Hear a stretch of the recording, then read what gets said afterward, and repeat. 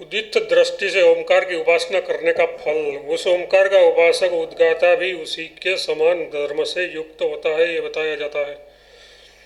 जो विद्वान उपासक इस प्रकार उद्गीत रूप अक्षर की उपासना करता है वह संपूर्ण कामनाओं की प्राप्ति करने वाला होता है। यमराज की कामनाओं को, यजमान की कामनाओं को प्राप्त करा देने वाला होता है। तात्पर्य यह है कि जो इस प्रकार आपती गुणवान अक्षर उद्गीत की उपासना करता है उसे वह यह संपूर्ण फल प्राप्त होता है। जैसा कि उसकी जिस जिस प्रकार उपासना करता है वैसा ही हो जाता है। इस श्रुति से सिद्ध होता है कि ओमकार की सद समद्रु गुणवत्ता, ओमकार समृद्धि गुण वाला भी हो सो किस प्रकार। वह इस ओमकार की अनुज्ञा मतलब अनुमति सूचक अक्षर है। मनुष्य किसी को जो कुछ अनुमति देता है तो ओम हाँ ऐसा ही कहता है। ये अनुज्ञा ही समृद्धि है। जो इस प्रकार जानने वाला पुरुष इस उद्गीत अक्षर की उपासना करता है वह निश्चय ही संपूर्ण कामनाओं को समृद्ध करने वाला होता है। वह ये ओमकार ही जिसका प्रकरण चल रहा है अनुक्षरा अक्षर है। जो अनुक्षा हो और अक्षर भी हो उसे अनुक्षा अक्षर कहते हैं। अनुज्ञा अनुमति का नाम है। यथार्थ ओमकार अनुज्ञा है। वह अनुज्ञा किस प्रकार है सो स्वयं श्रुति ही बतलाती है। लोक में कोई विद्वान या धनी पुरुष जिस किसी ज्ञान अथवा धन के लिए अनुमति देता है तो उस संबंध में अपनी अनुमति देते हुए वह ओम ऐसा ही कहता है। तथा वेद में भी 33 ऐसा कहने पर साकल्य ने ओम ऐसा कहा। तात्पर्य उदाहरण है और लोक में भी मैं तेरा ये धन लेता हूँ ऐसा कहने पर ओम हाँ ऐसा ही कहते हैं। अतः यही समृद्धि है जो कि अनुज्ञा कहलाती है। जो अनुज्ञा है वही समृद्धि है, क्योंकि अनुज्ञा समृद्धि मूलक होती है। समृद्ध पुरुष ही ओम ऐसे ही अनुज्ञा देता है। अतः तात्पर्य है कि ओमकार समृद्धि गुण वाला है। जो ऐसा जानने वाला पुरुष इस उद्गीत अक्षर की उपासना करता है वह समृद्धि गुण युक्त वस्तु का उपासक होने के कारण उसके ही समान धर्म वाला होकर अपने यजमान की कामनाओं को समृद्ध पूर्ण करने वाला होता है इत्यादि पूर्ववत जानना चाहिए। ओमकार की स्तुति।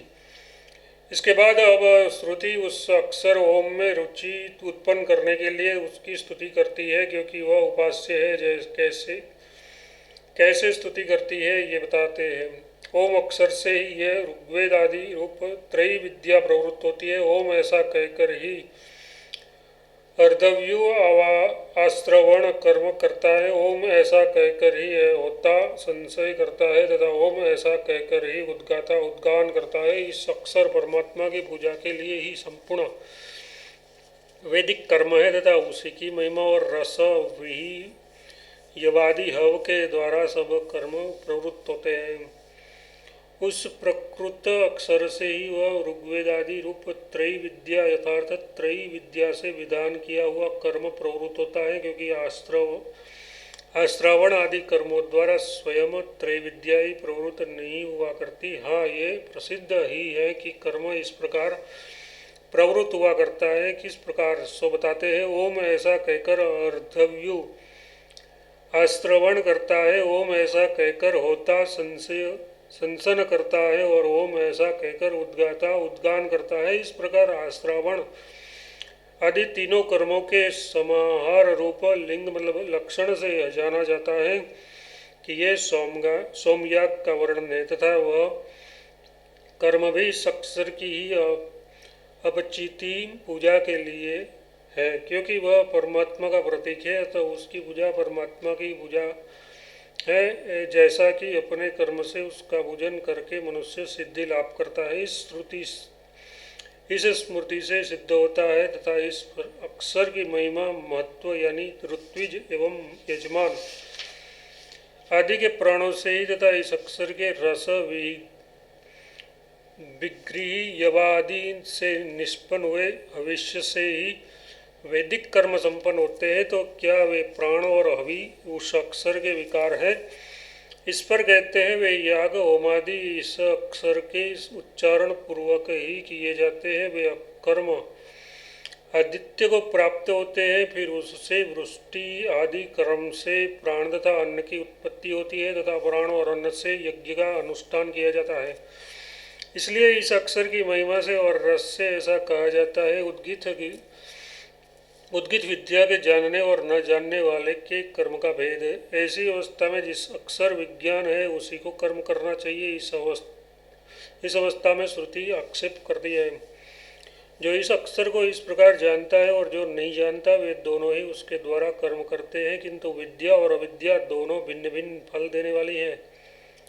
जो कर्म विद्या श्रद्धा और योग से युक्त होकर किया जाता है वही प्रबल होता है। इस प्रकार निश्चय ही वह सब इस अक्षर की ही व्याख्या है।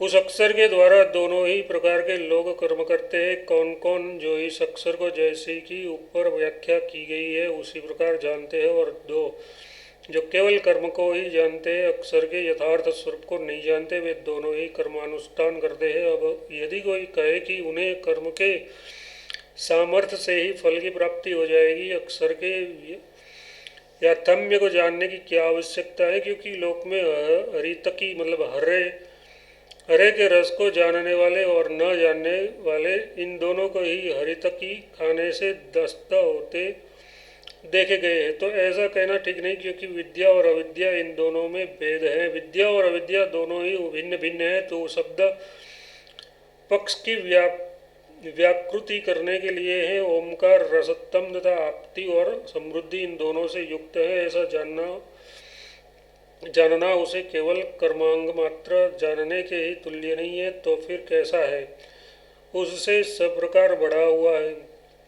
अतः अभिप्राय यह है कि कर्मांग ज्ञान से उत्कृष्ट होने के कारण उसके फल की उत्कृष्टता भी उचित ही है। लोक में यह देखा ही गया है कि व्यापारी और भील इन दोनों में से व्यापारियों को पद्मराग आदि मणियों की बिक्री का अधिक ज्ञान होने के कारण अधिक फल होता है। अतः विद्या अर्थात विज्ञान से युक्त होकर, श्रद्धा से यानी श्रद्धालु होकर, और उपनिषद यथार्थ योग से युक्त होकर जो कर्म करता है वही प्रबलतर होता है। अज्ञान के कर्म से अधिक फल देने वाला होता है, अविद्या के कर्म से अधिक फल देने वाला होता है। विद्वान का कर्म प्रबलतर बतलाया गया है। इससे यह अभिप्राय सूचित होता है कि